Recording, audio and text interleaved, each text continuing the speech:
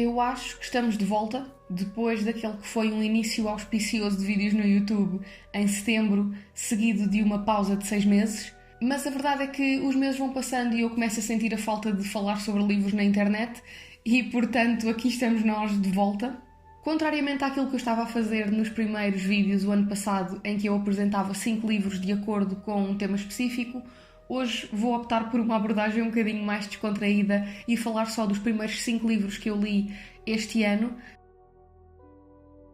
A primeira leitura que eu terminei este ano foi a biografia do David Lynch, chamada Room to Dream. Eu acho que qualquer pessoa que já tenha falado comigo mais do que 10 minutos já me ouviu a falar do David Lynch. Os filmes dele foram muito importantes para mim naqueles anos de formação da adolescência em que andamos a descobrir aquilo que nós gostamos e muitas vezes encontramos coisas estranhas e que são mesmo um bocado de nicho e que vão mesmo de encontro aos nossos gostos, e foi um bocadinho isso que eu encontrei, principalmente com o Twin Peaks, tudo o que tem a ver com o Twin Peaks. O livro foi publicado em 2018 e eu gostei particularmente da forma como a biografia está dividida, porque tirando os primeiros capítulos, que são dedicados à infância e aos primeiros anos da descoberta da fotografia, a partir daí todos os capítulos estão divididos por projeto criativo, desde os primeiros anos de gravação do Eraserhead até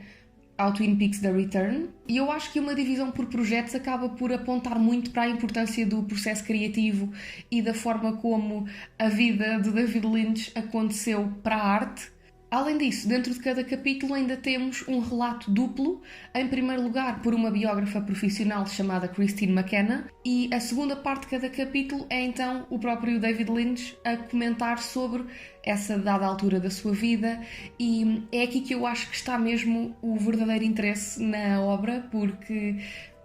eu sei que sou bastante suspeita, mas eu acho mesmo que o David Lynch nasceu para contar histórias, e eu acho que este é capaz de ser um livro interessante mesmo para quem não se identifica com os filmes dele, porque ao contrário dos filmes, que eu sei que às vezes exigem um certo desdobramento da nossa consciência e da nossa capacidade de interpretação,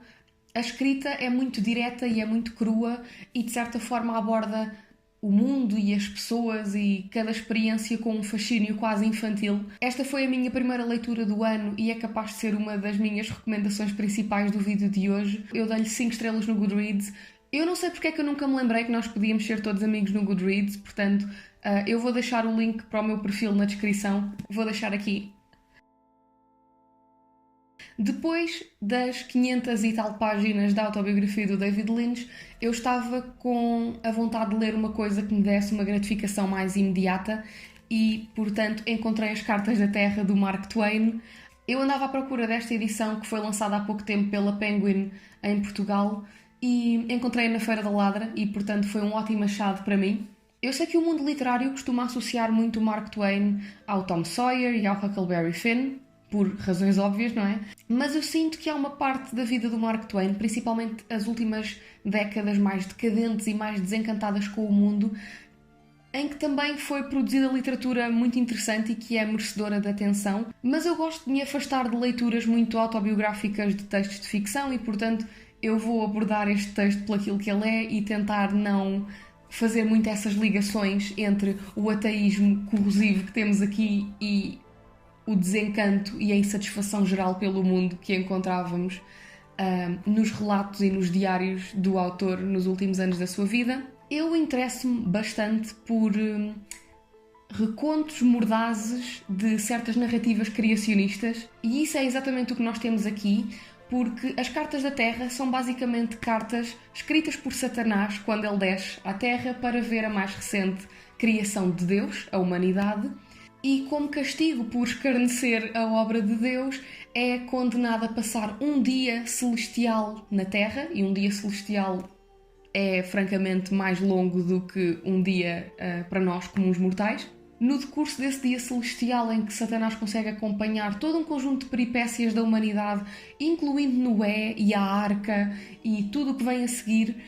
ele fica tão incrédulo com a natureza humana e tão estupefacto com as nossas contradições que decide começar a escrever cartas para os arcanjos Miguel e Gabriel. Tem este discurso pautado pela crítica às nossas contradições, ao nosso cinismo e, acima de tudo, à opressão que vem de certas tradições e rituais que, por sua vez, também vêm do fanatismo religioso. Por abordar esta temática, eu sei que este pode não ser um livro para toda a gente, mas eu acho que vale realmente a pena dar-lhe uma oportunidade se tens gostado dos livros que eu recomendei até agora, principalmente no vídeo que eu publiquei antes de desaparecer durante 6 meses. Se tu tiveres o mínimo de interesse em obras das quais escorre uma espécie de ateísmo profundo e que tem um discurso marcado por um desencanto generalizado pela humanidade, eu acho que poderás achar esta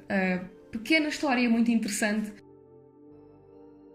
E agora podemos passar para a minha terceira recomendação. Esta sim foi lida em contexto académico, porque uma das principais razões pelas quais eu desapareci em outubro é o facto de eu ter começado a escrever a minha dissertação de mestrado, que entretanto já foi entregue, e uma das obras que desempenhou um papel muito importante no meu trabalho é a Charnovela, do Stefan Zweig. A história passa-se num barco a vapor que vai fazer o trajeto desde Nova Iorque até Buenos Aires no início dos anos 40, algures em 41, 42, mesmo em plena Segunda Guerra Mundial, e essa vai ser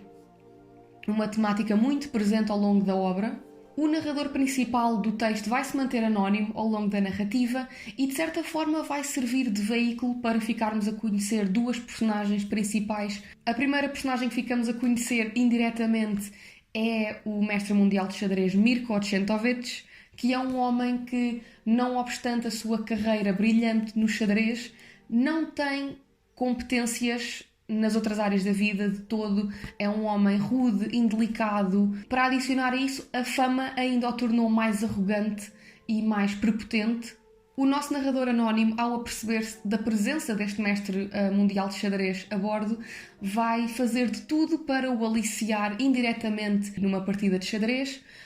Eu agora não vou entrar pelos detalhes de como é que isso se vai desenrolar, até porque também não quero revelar demasiado da história, até que ficam a conhecer mais uma figura que estava a bordo do navio e que ainda não se tinha apresentado. Ao longo do tempo também começamos a saber que o Dr. B pode ter um passado mais obscuro do que aquele que se deixa adivinhar ao início. Nós não podemos esquecer o contexto no qual foi produzida esta obra, principalmente porque esta foi a última obra deixada pelo autor antes de ele tirar a própria vida. A quarta leitura que eu terminei este ano é uma obra de ficção sobrenatural dos anos 40, do autor Fritz Leiber, com o título Conjure Wife. Este é um livro que aborda questões como a bruxaria, a magia,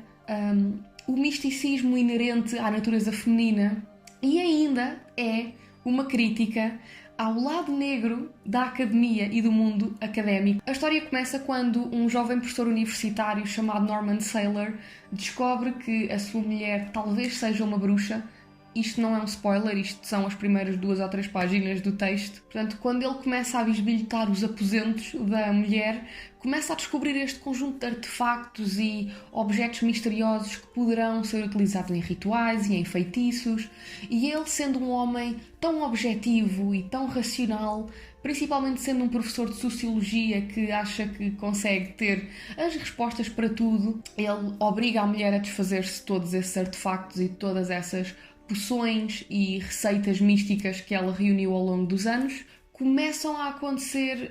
todas estas peripécias que poderão ou não estar relacionadas com isso. A ação vai sempre continuar a desenrolar-se em contexto académico,